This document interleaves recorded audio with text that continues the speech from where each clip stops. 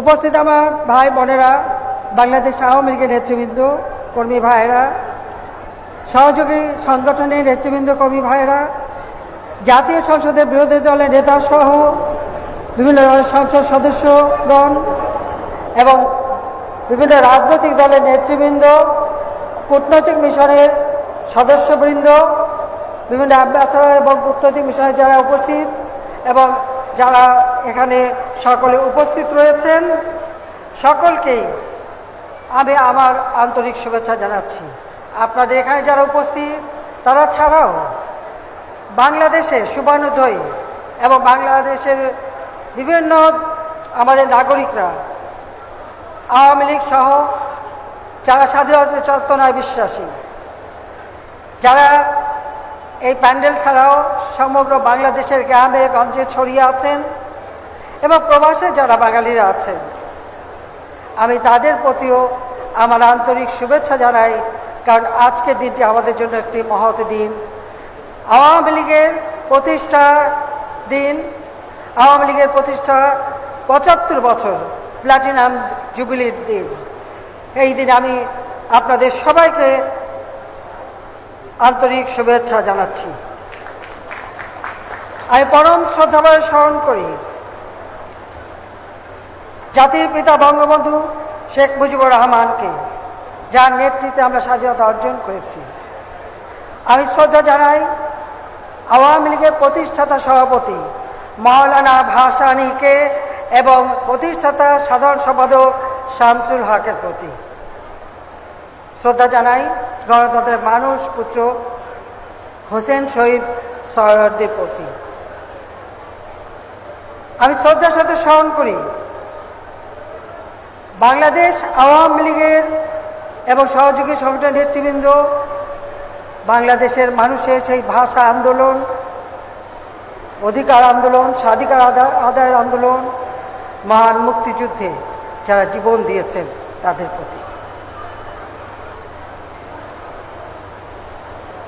মহান আত্মত্যাগের মধ্য দিয়েই মহৎ অর্জন জাতির পিতা বঙ্গবন্ধু শেখ মুজিব বলেছিলেন।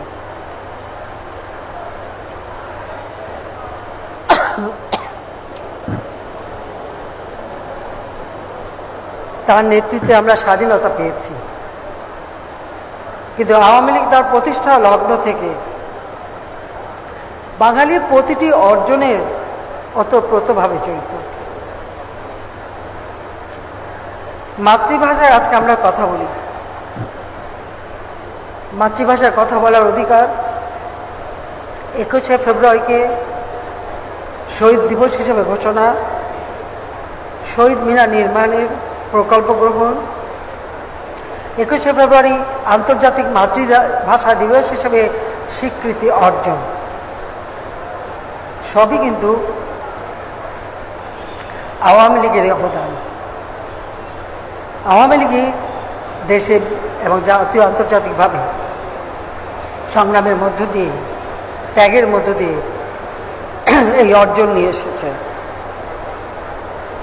জাতির পিতা প্রদত্ত ৬ দফা আন্দোলন, ৬ দফার ভিত্তিতে ৭০-এর নির্বাচন, সেই নির্বাচনে গোটা পাকিস্তানের জয়লাভ, ক্ষমতা হস্তান্তর না করার কারণে অসহযোগ আন্দোলনের ডাক, ৭১ সালে ৭ই মার্চে সেই ঐতিহাসিক ভাষণ, যে ভাষণে জাতির পিতা বলেছিলেন এবারের সংগ্রাম আমাদের মুক্তির সংগ্রাম, এবারের সংগ্রাম আমাদের স্বাধীনতা সংগ্রাম।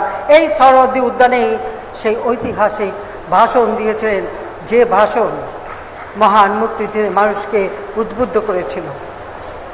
২৬শে মার্চ ৭১, যখন ২৫শে মার্চ হানাদার বাহিনী গণহত্যা শুরু করে, ২৬শে মার্চ প্রথম প্রহরে জাতির পিতা বঙ্গবন্ধু শেখ মুজিব স্বাধীনতার ঘোষণা দেন।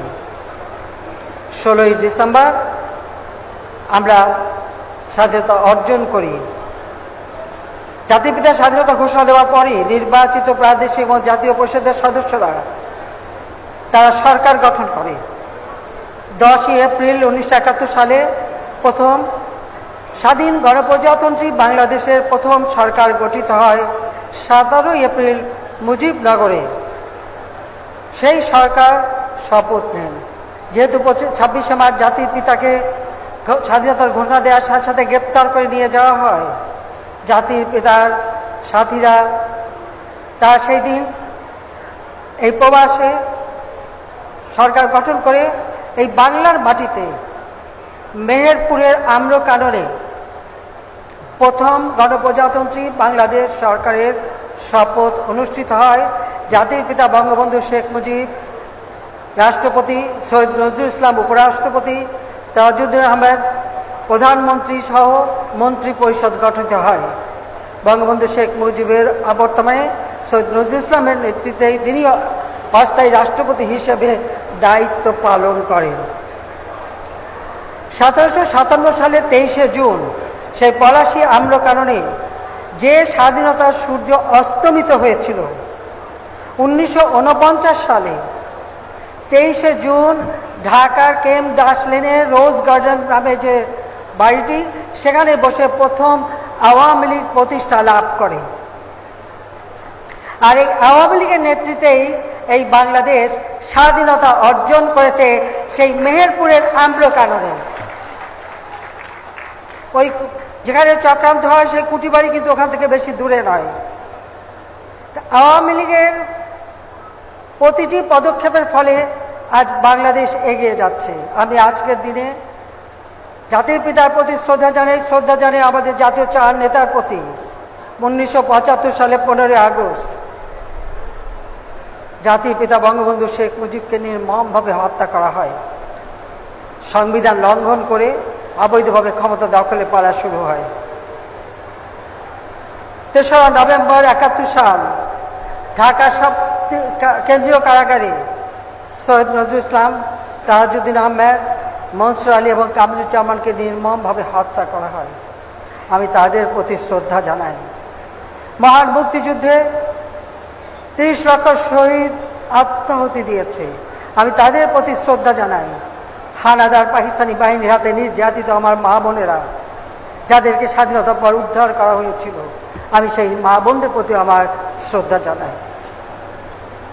বাংলাদেশ আওয়ামী লীগ সবসময় মানুষের সুখে দুঃখে জনগণের পাশে। আজকে মানুষের দেশের বাংলাদেশের মানুষের বাঙালির যতটুকু অর্জন, সে অর্জনটুকু আওয়ামী লীগের দ্বারাই।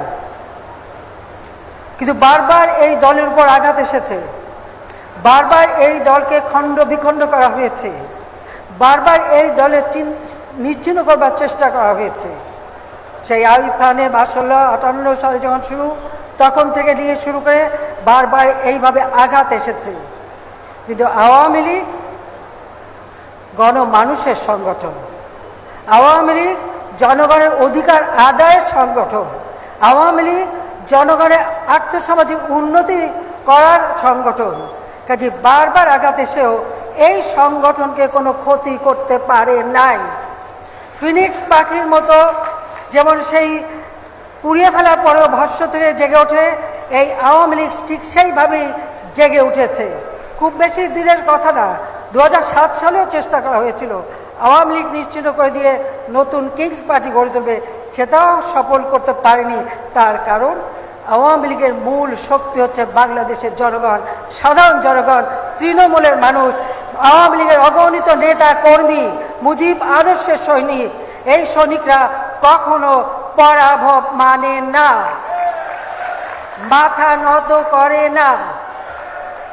হয়তো কখনো কখনো কোনো নেতারা ভুল করেছেন, কেউ মনে করেছেন আওয়ামী লীগে থাকতে তারাই বড় নেতা, দলের থেকে নিজেকে বড় মনে করে কেউ দল ছেড়ে গিয়ে অন্য দল করেছেন, কেউ দল ছেড়ে চলে গিয়েছেন। কিন্তু তারা ভুল করেছেন। কেন? আপনারা দেখেন আকাশে মিটিমিটি তারা জ্বলে, তারা আলোকিত হয় কার দ্বারা? সূর্যের আলোতে আলোকিত হয়। যে সকল নেতারা ভুল করেছিলেন, তারা ভুলে গিয়েছিলেন, তারা আলোকিত এই আওয়ামী লীগের নেতৃত্বে ছিলেন বলেই এখান থেকে চলে যাওয়ার পর ওই তারা আর জ্বলে নাই, তারা আস্তে আস্তে নিবু কেউ কিছু মিটেই গেছে। কেউ ভুল বুঝে হয়তো ফেরত এসেছে, আমরা নিয়েছি। আবার কেউ এখনো বিভিন্নভাবে আওয়ামী লীগ সরকার পতন, ধ্বংস, নানা জল্পনা কল্পনা করে যাচ্ছে। কিন্তু আওয়ামী লীগ প্রতিষ্ঠা লাভ করেছেই তো বাংলার মানুষের ভাগ্য পরিবর্তনের জন্য যা আমরা প্রমাণ করেছি ৭৫-১৫ আগস্টের পর। বারবার ক্ষমতা বদল হয়েছে, কিন্তু প্রত্যেক ক্ষমতা বদল হয়েছে হয় অস্ত্রের মাধ্যমে, ষড়যন্ত্রের মাধ্যমে। জনগণের গণতান্ত্রিক অধিকার ছিল না, জনগণের খাদ্য, বাসস্থান, আহার, বাসস্থান, চিকিৎসা, শিক্ষা কোনো ভাগ্যই পরিবর্তন করতে তারা পারেনি। নিজেদের বিলাসিতা, অর্থ সম্পদ বানানো, অর্থ পাচার, দুর্নীতি, সন্ত্রাস, জঙ্গিবাদ, খুন খারাপি, অস্ত্রের ঝনঝনানি, শিক্ষা প্রতিষ্ঠানে অস্ত্রের ঝনঝনানি, এটাই ছিল তাদের কাজ। ওই অস্ত্র দিয়ে, অর্থ দিয়ে, মেধাবীদের, ছাত্রদের বিপদে নিয়ে ওখানেই তারা ক্ষমতার ভিত্তি তৈরি করতে চেয়েছিল, কিন্তু ব্যর্থ হয়েছে তারা। তারা ভুলে গেছে জনগণের শক্তি অপরিসীম শক্তি, আর আওয়ামী লীগ জনগণের শক্তিতেই বিশ্বাস করে। আর তাই ৯৬ সালে সরকার এসে আমরা অনেক দূর এগিয়েছিলাম, কাজ করেছি। বাংলাদেশের মানুষ প্রথম উপলব্ধি করতে পেরেছিল একটি দলের কাজ হচ্ছে জনগণের সেবা করা। ঠিক স্বাধীনতার পর যখন আমার বাবা জাতির পিতা বঙ্গবন্ধু শেখ মুজিব তিনি ফিরে আসেন সেই পাকিস্তানি কারাগার থেকে, ৭২ সালে দায়িত্ব নেন, ১০ই জানুয়ারি তিনি ফিরে এসেছিলেন। এই শরৎদি উদ্যানেই তিনি ভাষণ দিয়ে কিভাবে একটি স্বাধীন রাষ্ট্র গঠিত হবে, কিভাবে এই দেশ চলবে, সেই দিক নির্দেশনাও দিয়েছিলেন। এবং সেই মোতাবেক সময় পেয়েছিলেন মাত্র ৩ বছর ৭ মাস। যুদ্ধ বিধ্বস্ত দেশ, শোষিত বঞ্চিত দরিদ্র মানুষের হাহাকার, ওই অবস্থায় দেশকে গড়ে তুলে তিনি স্বল্পোন্নত চেয়ে উন্নীত করেছিলেন। স্বল্পোন্নত দেশে মাত্র ৩ বছরের মধ্যে উন্নীত করা পৃথিবীর ইতিহাসে কেউ করতে পেরেছে বলে আমি জানি না, কিন্তু বঙ্গবন্ধু শেখ মুজিব করতে পেরেছিলেন, কারণ এই সংগঠন ছিল সবসময় বঙ্গবন্ধুর পাশেই। যুদ্ধের পর বাড়ি বাড়ি খাবার পৌঁছানো, রিলিফ পৌঁছানো, পায়ে হেঁটে, নৌকায় করে, এই আওয়ামী লীগের নেতৃবৃন্দই তারাই এই কাজ করেছে, তারাই পাশে দাঁড়িয়েছে গণমানুষের, যে কারণে এটা সম্ভব হয়েছিল। কিন্তু এরপর আমরা যদি দেখি ২১ বছর ইতিহাস, পিছনে চলে যাওয়ার ইতিহাস, বঞ্চনার ইতিহাস, ক্ষুধার্ত নরনারীর হাহাকার ইতিহাস, দুর্ভিক্ষের ইতিহাস, জঙ্গিবাদ সন্ত্রাসের ইতিহাস। ২০০৮ সালের নির্বাচন, আওয়ামী লীগ এককভাবে ২৩৩টা আসন পেয়েছিল। বাংলাদেশের জনগণ আস্থা রেখেছিল আওয়ামী লীগের উপর। এরপর আর পিছনে ফিরতে হয়নি। এরপরে হচ্ছে বাঙালির এগিয়ে যাবার পালা। এবং আজকে ২০২৪-এ দাঁড়িয়ে বলতে পারি যে আমরা যে ঘোষণা দিয়েছিলাম ডিজিটাল বাংলাদেশ করব, আমরা করেছি। দারিদ্র্যের হার কমিয়েছি। আমরা দেশের মানুষের ভাগ্য পরিবর্তনে যে কাজ করেছে, আজকের বাংলাদেশ বিশ্বে মর্যাদা পেয়েছে। আমি একটু বলতে চাই, যেখানে দারিদ্র্যের হার ২০০৬ সালেও ছিল ৪১.৫১%, সেটা আমরা কমিয়ে এনেছি ১৮.৭%। যেখানে অতি দরিদ্রের হার ২৫.১% ছিল, তা আমরা নামিয়ে এনেছি ৫.৬%। ইনশাল্লাহ আর কোনো অতি দরিদ্র বলে বাংলাদেশে কেউ থাকবে না। সেই লক্ষ্য নিয়ে আমরা কাজ করে যাচ্ছি। মানুষের আয়ুষ্কাল মাত্র ২০০৬ সালেই ছিল ৫৯ বছর, আজকে তা ৭২.৮, প্রায় ৭৩ বছরে উন্নীত হয়েছে। আমাদের মানুষের সুপেয় পানির ব্যবস্থা, মাত্র ৫৫% মানুষ সুপেয় পানি পেত, আজকে ৯৮.৮% মানুষ সুপেয় পানি পেতে পারে। সেই ব্যবস্থা গ্রামগঞ্জে পর্যন্ত আমরা নিয়ে গেছি। স্যানিটারি ল্যাট্রিন যা ছিল মাত্র ৪৩% মানুষ ব্যবহার করত, এখন ৯৭.৩২%, ২ গুণেরও বেশি আমরা বৃদ্ধি করেছি।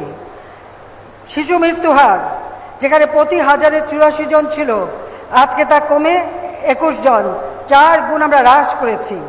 মাতৃ মৃত্যু হার প্রতি লক্ষে ৩৭০ জন হতো, আজকে তা ১৫৬ জন, ২.৫ গুণ আমরা কম করতে পেরেছি। পাশাপাশি কথা দিয়েছিলাম ঘরে ঘরে বিদ্যুৎ দেব, আজকে আমরা ঘরে ঘরে বিদ্যুৎ দিতে সক্ষম হয়েছি, যেখানে বিদ্যুৎ উৎপাদন যা আমরা পেয়েছিলাম মাত্র ৩,৭৮২ মেগাওয়াট, আজকে প্রায় ৩০,০০০ মেগাওয়াটের কাছাকাছি বিদ্যুৎ উৎপাদনের সক্ষমতা আমরা অর্জন করেছি। আমাদের বিদ্যুৎ সুবিধা শতভাগ। আমাদের সাক্ষরতার হার ৯৬ সালে পেয়েছিলাম ৪৫ ভাগ, বৃদ্ধি করেছিলাম ৬৫.৫ ভাগে। ৮ বছর পর সরকার এসে দেখি আবার তা সেই ৪৫ ভাগে নেমে গেছে। আমাদের প্রচেষ্টার ফলে আজকে সেই সাক্ষরতার হার ৭৬.৮% উন্নীত করতে সক্ষম হয়েছি। প্রাথমিক শিক্ষায় মেয়েদের অংশগ্রহণ তা ছিল ৫৪ ভাগ, আজকে ৯৮.২৫ ভাগ মেয়েরা প্রাথমিক পর্যায়ে স্কুলে যাচ্ছে। আর এখানে আরেকটি কথা না বলেই পারছি না, স্কুলে যাওয়া, পরীক্ষায় পাশ করা মেয়েরা কিন্তু এখন আমাদের দেশে ছেলেদের থেকে বেশি। এটা হলো বাস্তব। ছেলেদের থেকে এখন বেশি মেয়েরা পড়াশোনার দিকে মনোযোগী। তা আমি ছেলেদের বলবো যে তাদেরও এখন পড়াশোনায় মনোযোগী হতে হবে। কারিগরি শিক্ষা বলতে গেলে শূন্যের কোঠায় ছিল, 0.8% ছিল। আজকে আমরা তা 22 গুণ বৃদ্ধি করেছি। আমরা চাই এটা আরও বেশি বৃদ্ধি পাক। সাধারণ শিক্ষার সাথে কারিগরি শিক্ষা, ভোকেশনাল ট্রেনিং, আমরা স্কিল্ড লেবার, স্মার্ট পপুলেশন গড়ে তুলতে চাই। প্রাথমিক শিক্ষায় 49 ভাগ ঝরে পড়া ছিল, তা কমে গেছে, এখন আমরা 4 গুণ কমিয়ে ফেলেছি। এইভাবে দেশের প্রত্যেকটা ক্ষেত্রে আমরা উন্নতি করেছি। খাদ্য নিরাপত্তা নিশ্চিত করা আমাদের লক্ষ্য ছিল। 96 সালে 40 লক্ষ মেট্রিক টন খাদ্য ঘাটতি ছিল, আমরা সেটা উন্নীত করে খাদ্যের স্বয়ংসম্পদা অর্জন করেছিলাম। যেখানে মাত্র 79 লক্ষ মেট্রিক টন ছিল, সেখানে 1,79,00,000 মেট্রিক টনে আমরা উন্নীত করে যাই। তারপরে যখন আবার আমরা ক্ষমতা আসি 2009, তখন আবার দেখি তা মাত্র 1,80,00,000 মেট্রিক টন খাদ্য উৎপাদন হয়, দানাদার শস্য। আজকে তা 4 গুণ বৃদ্ধি পেয়ে 4,92,16,000 মেট্রিক টনে উন্নীত হয়েছে। মাছ উৎপাদন যা ছিল মাত্র 21.30 লক্ষ মেট্রিক টন, আজকে তা আমরা 53.14 লক্ষ মেট্রিক টন, অর্থাৎ 53,14,00,000 মেট্রিক টন, 2.5 গুণ আমরা বৃদ্ধি করেছি। তাছাড়া গবাদি পশু সেটাও আমরা 2 গুণ বৃদ্ধি করেছি। পোলট্রি 4 গুণ বৃদ্ধি করেছি। চা উৎপাদন 2 গুণ বৃদ্ধি করেছি। লবণ উৎপাদন 3 গুণ বৃদ্ধি করেছি। দুধ উৎপাদন 7 গুণ বৃদ্ধি করেছি।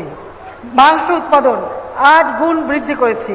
ডিম উৎপাদন 4 গুণ বৃদ্ধি করেছি। অর্থাৎ প্রতিটি ক্ষেত্রেই বাংলাদেশ এগিয়ে যাচ্ছে। বাংলাদেশের মানুষ তাদের মৌলিক চাহিদা পূরণ করতে পারুক, সেটাই আমাদের লক্ষ্য। আর সেই লক্ষ্য নিয়েই আমরা কাজ করে যাচ্ছি।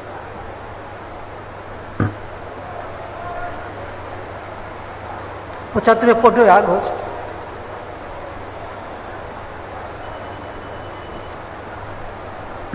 আমার ছোট বোনা, আমি বিদেশে ছিলাম, যেদিন শুনলাম আমাদের কেউ নেই, বাবা মা ভাই সবাইকে নির্মমভাবে হত্যা করা হয়েছে। আমার মা বেগম ফজিলাতুন্নেসা, আমার ছোট 3 ভাই, মুক্তিযোদ্ধা ক্যাপ্টেন শেখ কামাল, মুক্তিযোদ্ধা লেফটেন্যান্ট শেখ জামাল। আমার ছোট্ট ভাইটি বয়স মাত্র 10 বছর, রাসেল, সেই শিশুটিও রেহাই পায়নি। কামাল জামালের নবকর্ণিত বধূ সুলতানা এবং পারভিন জামাল বলছেন, মাত্র কিছুদিন আগেই তাদের বিয়ে হয়। তাদের হাতে মেহেদির রং তখনও মোছেনি, কিন্তু তাদের বুকের রক্তে সেই মেহেদির রং ঢেকে যায়। আমার একমাত্র চাচা, তিনি পঙ্গু ছিলেন, মুক্তিযোদ্ধা ছিলেন, তাকেও খুনিরা রেহাই দেয়নি। যুবনেতা শেখ ফজলুল হক মনি মুক্তিযোদ্ধা এবং তার অন্তঃসত্ত্বা স্ত্রী আরজুমণি, কৃষক নেতা আব্দুর রাফ সানিয়াবাগ, তার 13 বছর মেয়ে বেবি, 10 বছরের ছেলে আরিফ, 4 বছর নাতি সুকান্ত, তাদেরকেও নির্মমভাবে হত্যা করে গুলির আঘাতে। আমার ফুপু পঙ্গু ছিল, আমার 2 ফুফাতো বোন গুলিতে আহত ছিল, ফুফাতো ভাই গুলিতে আহত ছিল। আব্দুর রব সেনী বা তিনিও একজন মুক্তিযোদ্ধা সংগঠক ছিলেন। এইভাবে 15 আগস্ট সমস্ত আপন জনকে হারায়। আমরা জার্মানিতে তখন আমরা আশ্রয় পেয়েছিলাম ভারতে, দেশে আসতে পারিনি। তখন জিয়াউর রহমান ক্ষমতায় অবৈধভাবে এসে ক্ষমতা দখল করেছে, আমাদের আসতে দেবে না।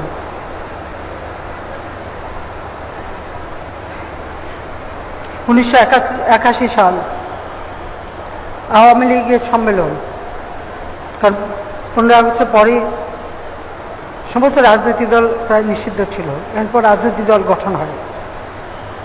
তখন আওয়ামী লীগের কনফারেন্সে আমার অবর্তমানে আমাকে সভাপতি নির্বাচিত করে। আমার ছেলে 10 বছরের, মেয়ে 8 বছরের, তাদেরকে মাতৃস্নেহ বঞ্চিত করে ফিরে আসি বাংলার মানুষের কাছে।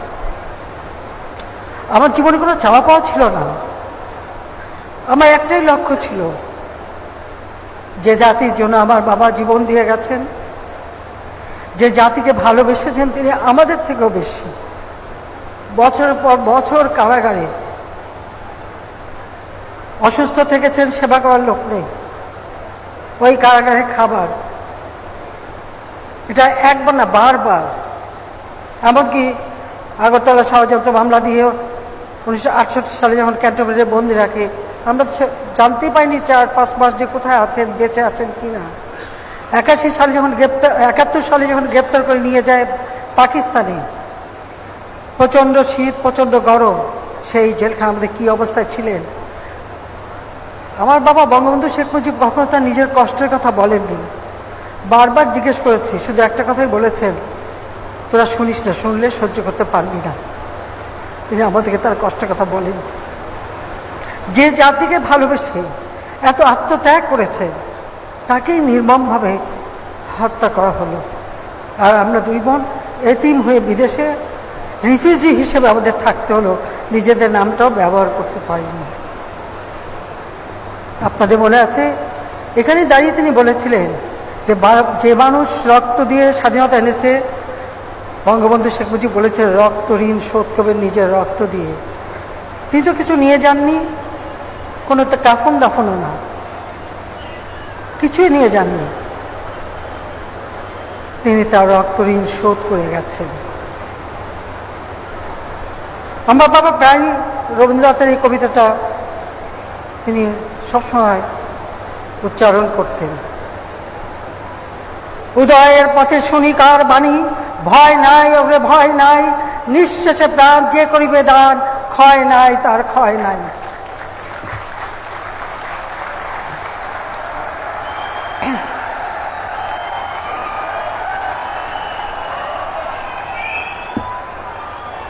আমি এখন মাঝে মাঝে ভাবি,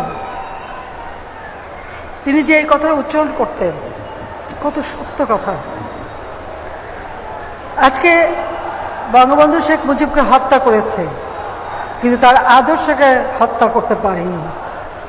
আর আমি বড় সন্তান হিসেবে পাশে থেকে জেনেছি তার স্বপ্ন, কিভাবে তিনি বাংলার মানুষের ভাগ্য পরিবর্তন করতে চান, প্রায় আমাদের কাছে গল্প করতেন।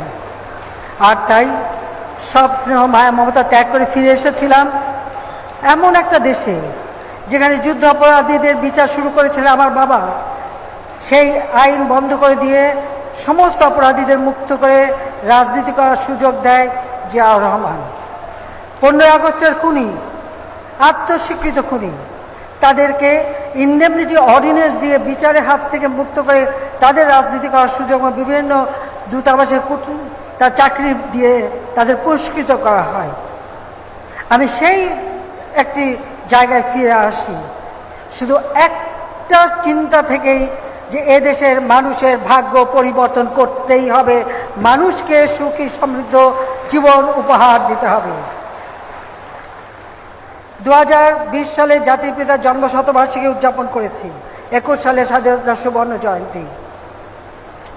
ঠিক সেই সময় আমরা পেলাম সুখবর, বাংলাদেশ স্বল্প উন্নত দেশ থেকে উন্নয়নশীল দেশে উন্নীত হবার সুযোগ পেয়েছে। 2026 সালে আমাদের যাত্রা শুরু হবে উন্নয়নশীল দেশ হিসাবে আমরা নিয়েছি তার প্রস্তুতি। পাশাপাশি 2008-এর নির্বাচনী ইস্তাহারে যে ঘোষণা দিয়েছিলাম দিন বদলের সনদ, আজ প্রকৃতভাবেই আমরা দিন বদল করেছি। আজকে আমাদের লক্ষ্য 21 থেকে 41, 2041 সালের বাংলাদেশকে করব আমরা স্মার্ট বাংলাদেশ। এই স্মার্ট বাংলাদেশ গড়ে তুলব। আর 2100 সালের ডেল্টা প্ল্যানও আমরা তৈরি করেছি।